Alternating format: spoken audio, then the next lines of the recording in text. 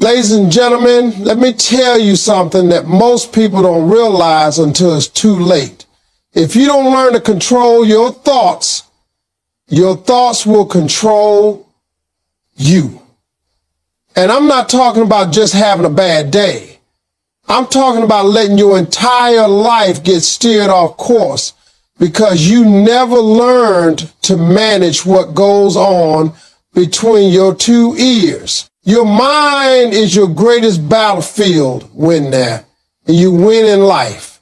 Every day, every minute, every second, there's a war going on inside your head. It's silent, invisible, and personal, but it's the most powerful fight you'll ever face. It's not against the world, not against your job, not against your boss, and definitely not against your circumstances. The real war is within. It's between your doubts and your dreams, between your fears and your faith, between your past and your potential. People spend so much time trying to control everything around them, but they ignore the most important territory they'll ever own, their mind.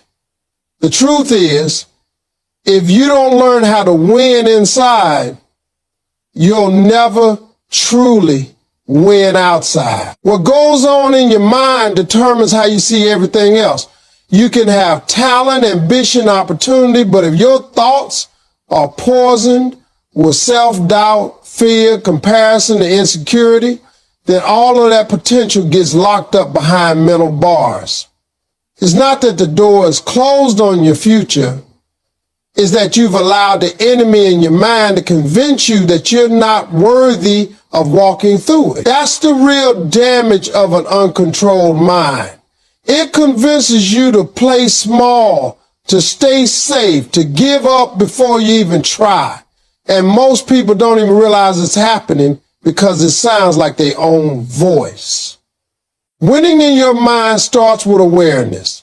You can't change what you won't confront.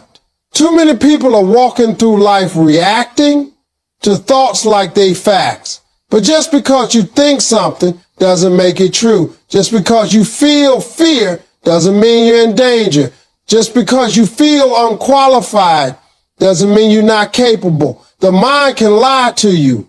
The mind can be trained by trauma, by repetition, by failure, by the words of other people. If you don't take the wheel and drive it with intention, it will take you places you were never meant to go. It will park you in places that aren't your destination. That's why mastering your mindset is everything. When I say the mind is a battlefield, I'm talking about the fact that you are constantly under mental attack. There are voices trying to bring up your past, trying to tell you not enough, trying to make you believe that your struggle is stronger than your strength. And you've got to be equipped to fight back. You don't fight thoughts with feelings. You fight thoughts with better thoughts. You counter fear with truth. You cancel doubt with belief. You silence insecurity with evidence of your growth. You become your own coach, your own hype man, your own reminder of who you are and what you're capable of. Nobody can do that for you. They can support you, yes, but they can't win the war inside you. That's your job. This battle isn't something you win once and walk away. It's ongoing. Your thoughts don't take a day off, so neither can your awareness. You've got to monitor the mental traffic that passes through your mind. Which thoughts deserve to stay? Which ones need to be dismissed? Which ones are on your side?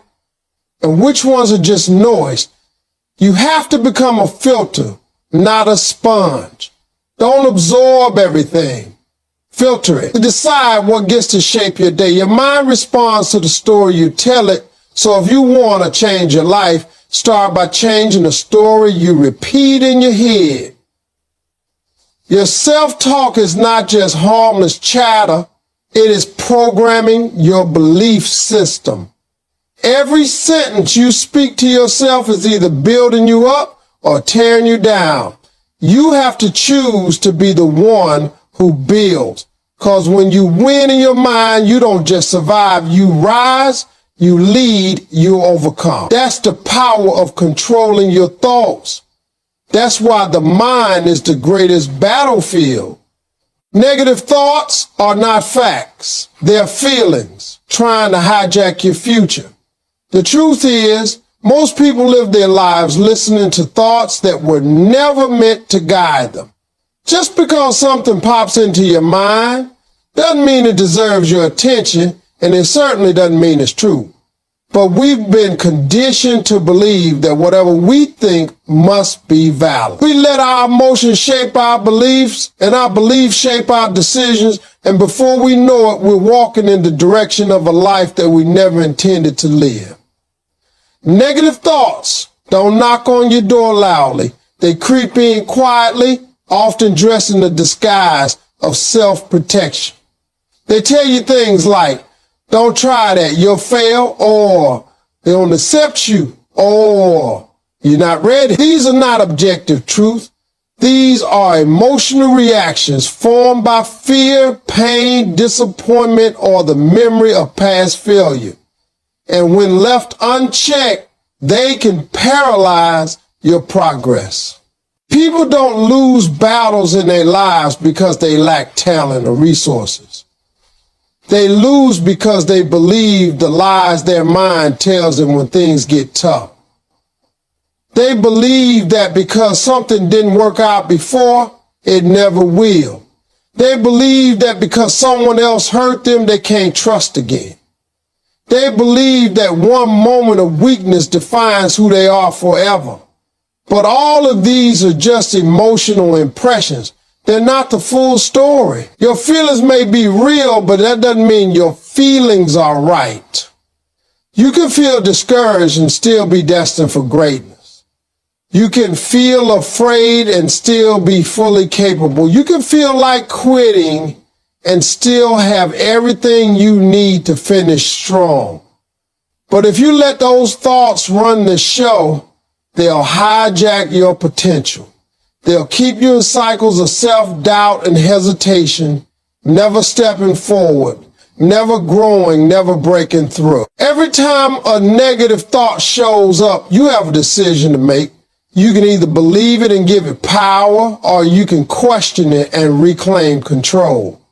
The mistake most people make is they don't even pause to evaluate. They don't challenge the thought. They don't stop to ask, is this true? Is this helpful? Is this thought moving me forward or holding me back? They just accept it as reality. And by doing that, they allow their feelings to set their limitation. Your future can't be built on the foundation of unchallenged negativity. You've got to develop the habit of separating what you feel from what is true. The more you practice that separation, the stronger your mental discipline becomes. You begin to recognize patterns. You start seeing the same lies trying to re-enter your life, and this time, you're ready for them. It's not about ignoring your emotions, it's about refusing to be governed by them. You acknowledge them, you listen, but then you lead. You tell your mind where to go instead of letting your emotions dictate your direction. That's what mental strength really looks like. It's not never feeling fear. It's knowing what to do with fear when it shows up. It's not about always feeling confident. It's about pushing forward even when you don't. That's how you stop negative thoughts from hijacking your future. You take the driver's seat back.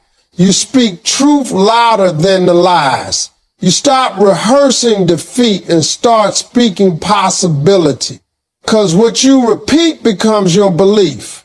And what you believe shapes your reality. You can't live a positive life with a mind that only knows how to expect the worst. You have to train your thoughts to support the life you're trying to build. And that training starts the moment you decide that just because a thought feels strong doesn't mean it's right. Discipline starts with recognizing your inner voice and choosing what you feed it.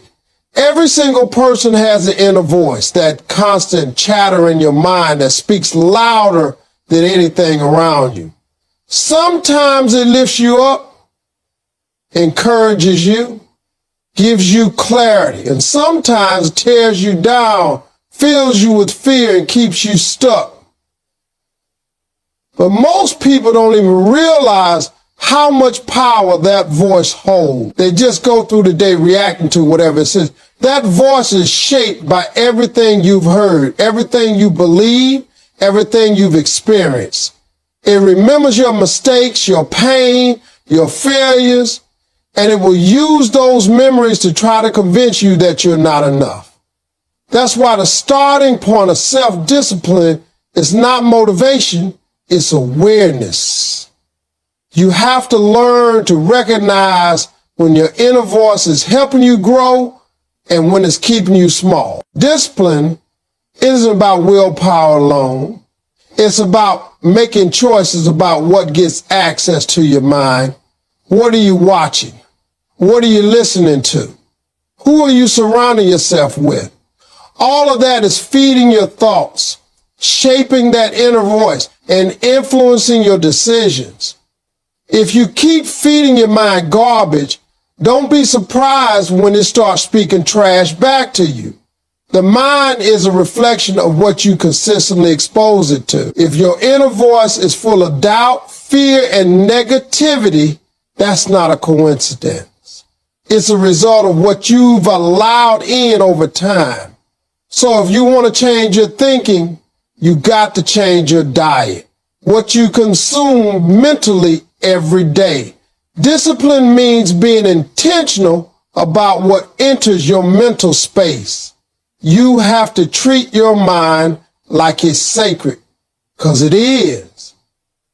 You've got to talk back to your inner voice when it starts going in the wrong direction. You don't have to accept every thought it sends you. You don't have to sit with every negative narrative that pops up. You have a choice. Discipline is not just about action, it's about choosing your focus. When your mind starts spinning with fear, you can focus on truth. When your thoughts start drifting toward comparison, you can focus on gratitude. When your inner voice says you're not enough, you can remind yourself of everything you've already overcome. It's a practice, and the more you do it, the more natural it becomes. It doesn't mean the negative thoughts go away, but it means they stop having control over your direction. The most successful people aren't the ones who never hear negative thoughts. They're the ones who have trained themselves not to listen. They hear it, they recognize it, but they don't follow it. That's the difference. And you get there by building that muscle of discipline, by noticing the thought, questioning it, and choosing a better one. It's the small moments that build strength. That moment when you want to complain, but you choose to stay focused. That moment when you want to quit, but you take one more step. That moment when your mind tells you to play it safe, but you lean into courage instead. Those moments build the voice you start to trust. And the more you trust that disciplined voice, the more confident you become in your path. Discipline is built on repetition. You can't feed your mind strength once a week and expect to be mentally tough. You've got to be consistent. You've got to check yourself daily. You've got to correct your thoughts when they drift. It's not punishment, it's freedom. Because when you control your mind, you control your life.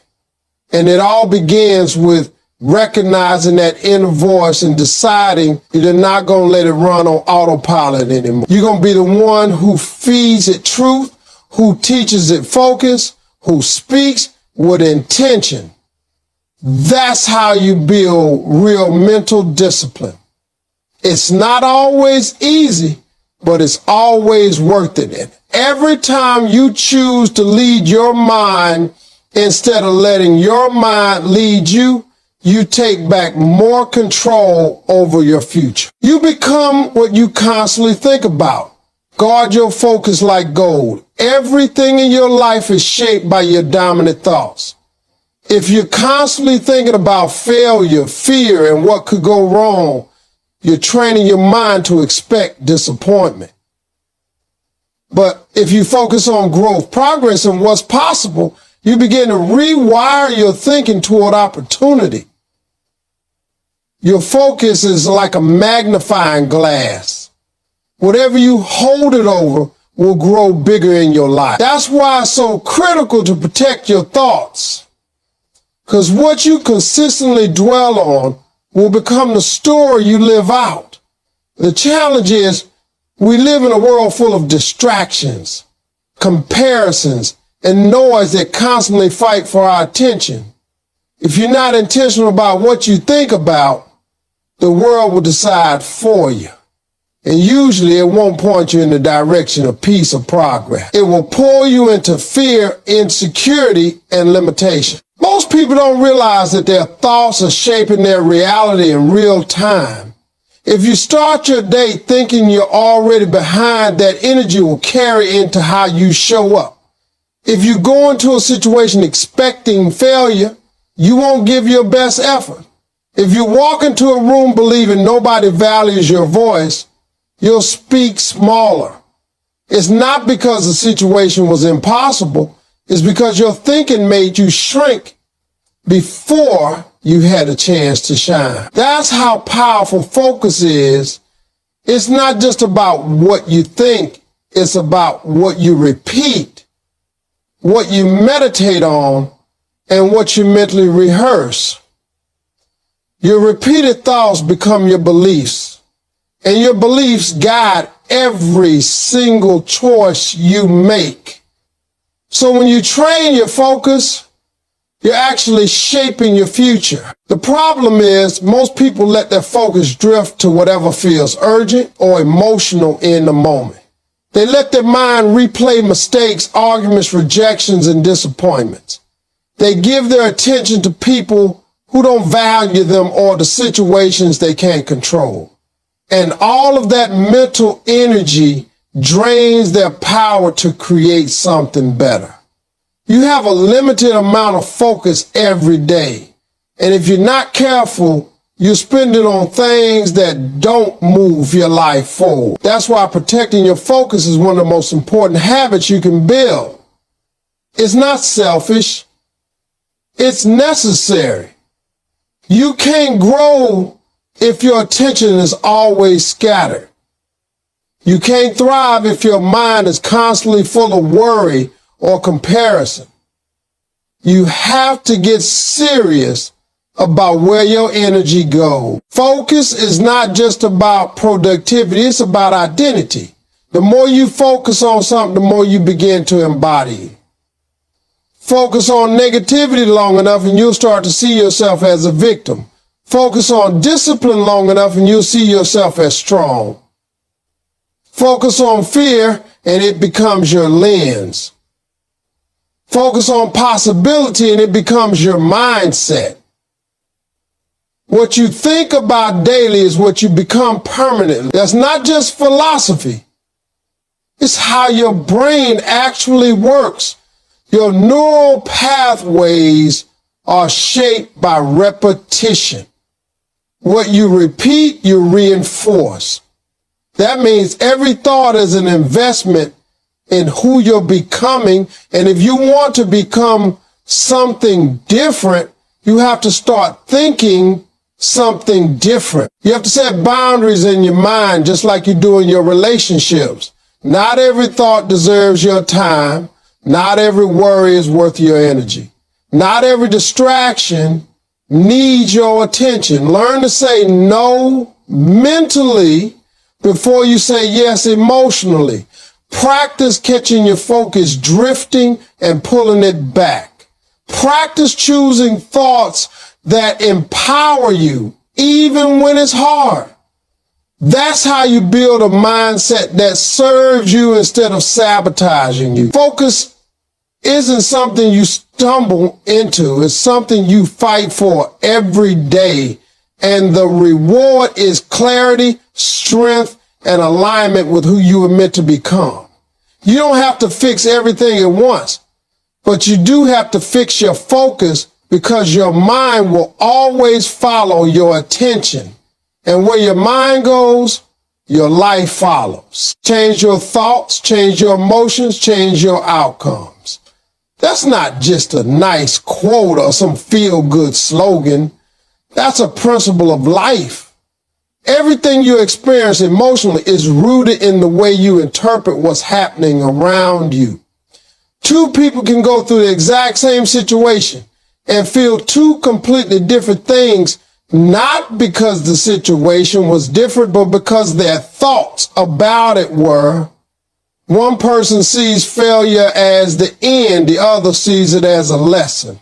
One sees delay as rejection, the other sees it as redirection.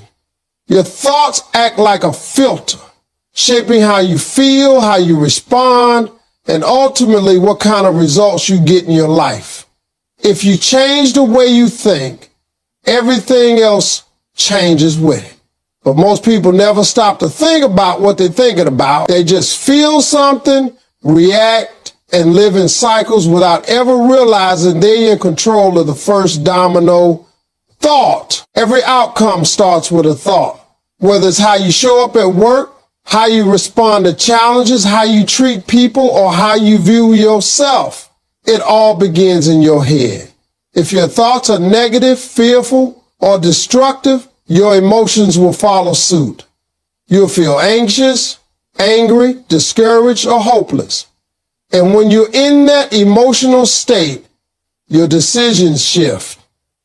You hesitate, you snap, you shrink, you settle. And when you keep making decisions from that emotional space, your results reflect that. That's why you can't just try to change outcomes by forcing action. You've got to go deeper and address the source, the thoughts that trigger the feelings that lead to the behavior. Once you understand that link, you stop chasing surface level fixes and start creating real transformation. This is where self-awareness comes into play. You got to be able to pause in a moment and ask yourself, what am I thinking right now that's making me feel this way? Most people don't do that. They blame the outside world, the situation, the person, the stress. But real power comes from owning your internal process. Your thoughts are not random. They are programmed either by your past, your environment, or your intentional design. If you don't take control of that programming, it will control you.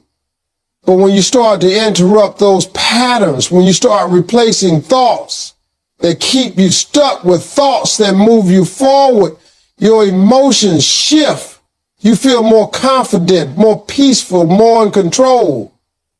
And that emotional state changes how you show up.